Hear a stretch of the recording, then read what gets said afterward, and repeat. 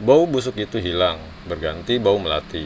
Sumber baunya begitu dekat, seakan-akan tepat di belakangku.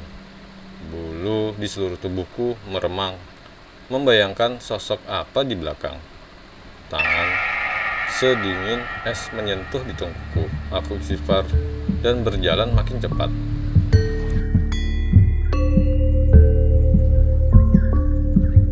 Assalamualaikum warahmatullahi wabarakatuh. Selamat pagi, siang, sore, atau malam untuk para sahabat channel Ada Kisah. Apa kabar sahabat? Yang lagi tugas, piket malam, nyopir, macet-macetan, beres-beres rumah, masak, ngepel 5 lantai, nunggu orderan yang nggak datang-datang, entah lagi kemana. Dan para rebahaner, bagaimana? Masih suka ngutang di warung bude? Jangan lupa bayar ya. Garing. Semoga para sahabat Ada Kisah senantiasa diberikan kesehatan, keberkahan, dan dimudahkan segala urusannya oleh Tuhan Yang Maha Esa. Pada kesempatan kali ini saya Petir akan membagikan kisah pendakian misteri di Gunung Cermai. S2 pendaki, kisah dari Bang Aras Anggoro. Sebelumnya, mari kita haturkan terima kasih kepada Bang Aras Anggoro yang telah memberikan izin agar kisah nyata ini tayang di channel Ada Kisah. Semoga Bang Aras Anggoro dan keluarga selalu diberikan kesehatan dan keberkahan oleh Tuhan Yang Maha Esa. Namun, sebelum melanjutkan, mohon para sahabat untuk dapat membuat kami bahagia dengan subscribe, like, komen, dan share, lalu aktifkan lonceng channel Ada Kisah agar kami selalu semangat dan para sahabat selalu mendapatkan video-video terbaru dari kami. Langsung saja kita mulai. Siapkan dan atur volume device sahabat dan cari posisi atau tempat terbahan yang nyaman. Namun sebelumnya, mari kita ucapkan bersama 1, 2, 3. I am ready.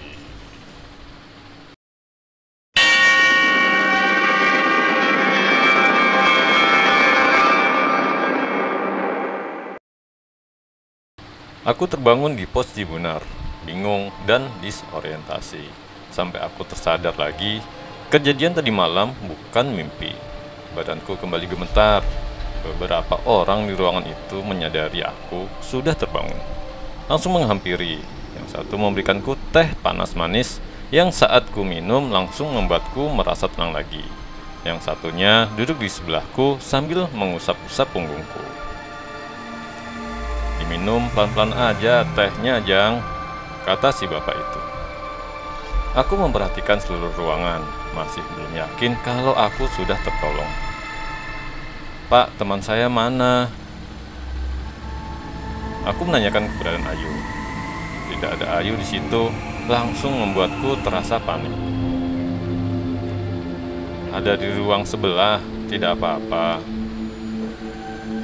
Aku lalu menceritakan semua kejadian yang kami alami sampai akhirnya kami pingsan.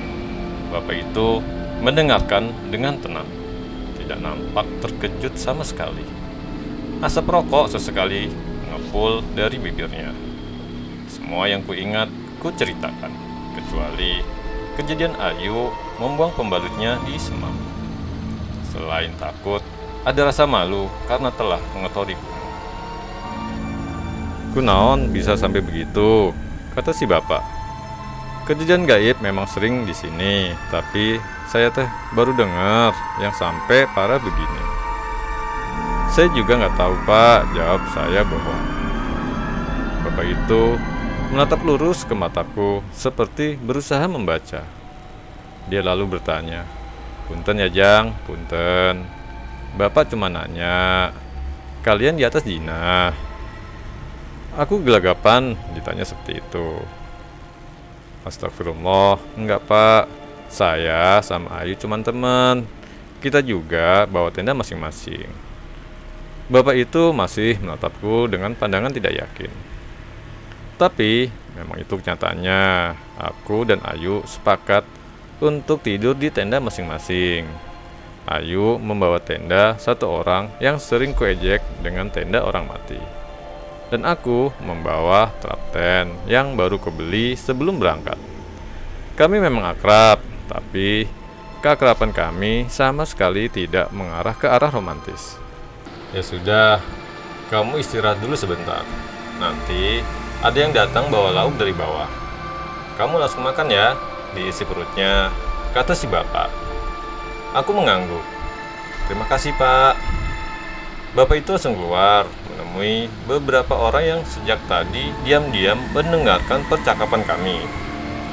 Dari suaranya, mungkin ada sekitar 4 orang. Tapi, aku sama sekali tidak paham apa yang dibicarakan karena dalam bahasa Sunda. Tapi, naik turun intonasi obrolan mereka yang pastinya membicarakan Ayu dan aku membuatku merasa tidak enak. Jam di tanganku menunjukkan jam 11 siang. Buat orang yang habis diteror tadi malam, tak terbayangkan gembiranya melihat cahaya matahari. Aku melihat karirku dan Ayu ada di pojok ruangan, juga sepatu milik Ayu. Ku buka karirku mencari handphone dan charge saat ku dengar erangan suara Ayu. Suaranya ada di ruang sebelah. Bulu kuduku kembali berdiri. Apakah cobaan ini belum selesai? Aku memberanikan diri melongok ke ruangan sebelah. Hatiku langsung mencelos melihat keadaan Ayu. Satu orang ibu-ibu tua sedang memijit kening Ayu sambil komat-kamit. 3 orang lainnya memegangi tangan dan kakinya. Ayu sendiri sedang berontak hebat, berusaha melepaskan diri. Badannya dilentingkan ke atas ke bawah dengan brutal. Kakinya berusaha menendang orang yang memeganginya. Matanya merah melotot hingga nyaris keluar. Ketika dia melihatku, Ayu tertawa mendesis seperti ular, lalu berteriak histeris. Aku shock melihat keadaan Ayu hingga cuman bisa berdiri di tempat. Bapak tadi lalu menarikku dan kembali menyuruhku meminum air teh tadi. Jangan ke situ, Jang, di sini aja, kata si bapak. Teman saya, Pak, kataku tanpa bisa meneruskan kalimat. Sebentar lagi nggak apa-apa, udah di sini aja. Aku diam, tanganku yang memegang gelas teh gemetar pelan. Tiba-tiba aku teringat dengan meeting bulanan. Pekerjaan yang memaksaku untuk terus turun, walau ada keinginan untuk ngecamp semalam lagi. Terlambat sudah, aku membayangkan muka murka atasanku atas ketidakhadiranku, laporan-laporan yang harus kuserahkan, wajah kecewa rekan-rekanku. Aku mendesah. Pak, kira-kira sore teman saya sudah normal belum ya? Bis arah Jakarta sampai malam kan ya, Pak? Saya hari Selasa harus sudah kantor, Pak, tanyaku pada si bapak. Si bapak menjawab ringan, tapi bagikan petir di telingaku. Sekarang teh hari Rabu, Jang. Astagfirullah, aku pingsan 3 hari. Tidak lama ibu tua tadi keluar. Dia berjalan lemah menghampiri kerumunan orang di depan. Di situ aku memperhatikan keriput tangannya. Ibu ini sudah tua sekali, mungkin usianya hampir 70 tahun. Di situ dia berbicara pelan. Yang lain mendengarkan. Pada suatu kalimat, beberapa orang tampak terkejut, lalu mengangguk tanda mengerti. Bapak tadi lalu menghampiriku. Jang, kita turun dulu ya. Kamu bapak bonceng. Teman kamu nanti nyusul turun. Soalnya motornya cuma 1. Aku tidak bisa tidak selain setuju. Ketika aku mengangkat carrier, si bapak melarang. Udah di situ aja, biar nanti ada yang nurunin. Ayo Jang, kata si bapak. Ada sedikit nada memaksa. Benar, di luar ada motor yang diparkir. Si bapak naik ke motor dan menyalakannya. Lalu aku naik di belakang. Tapi ketika digas, motor itu tiba-tiba mati. Aku turun lagi karena si bapak tampaknya akan menyala motor. Sekali salah dan hidup. Aku naik lagi, tapi ketika digas motor itu mati lagi. 2 orang lalu menghampiri kami. Yang seorang menggantikan si bapak dan menyalakan motor. Motor itu kembali menyala. Dia lalu berjalan 5 meteran lalu berputar lagi, tapi kembali mati. ketika aku naik ke motor.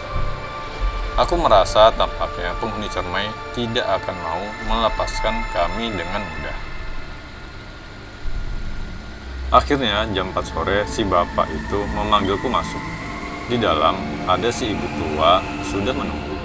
Ibu itu mengatakan sesuatu kepada si bapak yang mendengarkan dengan menunduk menatap ke lantai. Ibu ini pastinya tidak bisa berbahasa Indonesia. Yang si emak udah berusaha, tapi setan yang masuk ke tubuh teman si Ujang ada banyak. Dikeluarin satu, yang lain masuk. Begitu terus, dan ada satu makhluk yang emak sendiri nggak bisa ngeluarin. Bentuknya ular hidung bertanduk. Aku mendengarkan dengan khawatir. Intonasi si bapak mengisyaratkan ada kabar yang lebih buruk. Makhluk itu dendam sama teman si Ujang, karena teman si Ujang udah lancang ngotorin rumahnya, Una. Jadi, teman si Ujang mau diambil, mau dikawinin. Sekarang aku benar-benar panik. Pak, tolong pak, bilangin saya minta maaf. Tolong pak. Bu, tolong bu, aku meratap. Iya Jang, tenang, kata si emak. Makhluk ini juga nggak jahat. Dia maklum dengan kelakuan manusia, pendaki ayeuna. Tapi kelakuan teman Ujang udah keterlaluan. Ada sedikit perasaan lega mendengar ucapan si bapak barusan. Dia akan ngelepas teman si Ujang, tapi ada syaratnya, satu si bapak. Apa syaratnya pak? Tanyaku khawatir. Ujang malam ini harus naik dan ambil lagi kotoran yang kemarin dibuang teman si Ujang. Seluruh sendi di tubuhku langsung gemetar mendengar syarat barusan. Aku yang belum tentu setahun sekali melaksanakan sholat maghrib itu sholat dengan khusyuk. Setelahnya aku berdoa hingga menitikkan air mata, mohon perlindungan Allah. Sehabis berdoa, si bapak yang mengimamiku sholat maghrib berbalik ke arahku. Jang, nanti habis sholat isya langsung berangkat, gak usah takut, bismillah aja. Doa jangan putus ya. Aku cuman diam dan mengangguk. Setan apa saja gak bisa nyelakain kalau Ujang ingat Gusti Allah. Cuman Allah sebaik-baiknya pelindung. Sambung si bapak lagi. Setelah isya, aku mengisi carrierku dengan 2 botol air mineral. Ku cek lagi headlamp juga senter semua siap. Ku tengok sekali lagi keadaan Ayu. Dia sedang tidur dan masih ditemani si ibu tua. Ibu itu tersenyum kepadaku seperti memberi restu. Di luar, aku sudah ditunggu si bapak. Aku mencium tangannya sekaligus minta dibantu doa. Lalu si bapak memberikanku sebuah bungkusan dari kain putih. Aku bertanya, apa ini pak? Bungkusan ini isinya tanah. Nanti tanah ini kamu sebar di gubuk belakang condong amis ya. Kainnya kamu bawa. Nanti kalau ketemu yang kamu cari, kain ini buat bungkusnya. Sekali lagi aku mengangguk. Lalu dengan menarik nafas dalam, aku berangkat. Seekor burung berkauk-kauk entah di mana mengikuti setiap langkahku. Satu-satunya penerangan hanya cahaya senter yang kuarahkan ke tanah. Aku sengaja memfokuskan pandangan ke langkah kakiku. Semakin jauh ku berjalan, bayangan horor malam itu kian menjadi nyata. Tapi tiap kali bayangan itu muncul, segera ku tepis jauh-jauh walau sia-sia. Aku berhenti di batas ladang. Di depanku sekarang membentang hutan pinus. Aura mistis menjalar dari semua tempat. Dengan mengucap bismillah, aku melangkah. Tiba-tiba aku mencium bau busuk yang sangat pekat. Bulu kudukku langsung berdiri. Cahaya senter bergoyang akibat tanganku yang gemetar hebat. Aku tetap memaksa untuk maju walau pelan. Setiap kali aku ingin berbalik dan lari, aku selalu diingatkan sosok Ayu yang sedang tertidur saat aku tinggal. Bau busuk itu hilang, berganti bau melati. Sumber baunya begitu dekat, seakan-akan tepat di belakangku. Bulu di seluruh tubuhku meremang, membayangkan sosok apa di belakang. Aku menunggu. Tangan sedingin es menyentuh di tengkukku. Aku istighfar dan berjalan makin cepat. Dalam situasi seperti ini, tiba-tiba aku teringat legenda Nini Pelet yang konon berkeliaran di antara pohon-pohon pinus di wilayah ini di waktu malam. Juga sosok Nyai Kembang, pengantin wanita yang mati saat tengah mengandung dan mayatnya dibangkitkan. Pikiran tentang Nyai Kembang dengan wajah pucat menyeringai di belakangku cukup membuatku langsung berlari panik. Entah berapa lama aku berlari tanpa mempedulikan jalan yang mulai menanjak. Bayangan Nyai Kembang yang menyeringai sungguh menerorku, hingga akhirnya aku tersungkur karena kakiku terkait akar pohon melintang. Sekitarku bukan lagi hutan pinus, melainkan pohon-pohon tua raksasa. Di depanku, jauh ke atas nampak sebuah bangunan gubuk kayu. Dari posisiku saat ini, bayangan gelap bangunan itu yang diselimuti kabut tipis seakan memberikan peringatan untuk jangan coba-coba berani mendekat. Dengan ragu, kusenteri bangunan kosong itu. Mungkin ini yang dimaksud gubuk condong amis yang dimaksud si bapak. Pelan dan ragu, aku mendekati bangunan di tengah hutan ini. Sosok gelap bangunan ini saja sudah cukup mengintimidasiku. Pohon-pohon hitam sekitarnya dengan ranting kurus yang dalam pikiranku bagaikan tangan orang mati menjuntai di sana-sini. Aku berhenti 10 meter di depannya, menyorot-nyoroti cahaya senterku ke setiap pojok ruangan. Lega setelah tidak ada sosok apapun yang bersembunyi di kegelapan. Tanganku merogoh kantung celana dan mengambil bungkusan putih berisi tanah. Warna putih kain itu langsung membuatku bergidik ngeri. Kubuka ikatannya, lalu kutuangkan tanah di dalamnya ke tanganku. Ku tarik nafas, langsung ku berlari ke belakang pondokan ini. Lalu secepatnya ku sebar tanah tadi sesuai permintaan si bapak. Aku sengaja melakukannya dengan cepat karena ngeri membayangkan apa yang ada di belakang pondokan itu. Tiba-tiba muncul sebuah wajah putih menyembul di antara semak. Matanya membelalak lebar tepat di depanku. Aku langsung jatuh duduk sambil berteriak-teriak histeris.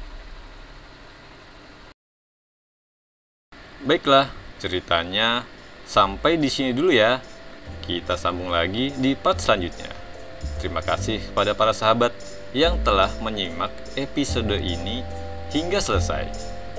Ambil hikmahnya dari kisah ini. Mohon subscribe bagi yang belum dan komen tunjukkan kamu ada. Saya Petir pamit, tetap semangat. Jangan lupa bayar hutang di warung Bude. Hehe. Wassalamualaikum warahmatullahi wabarakatuh.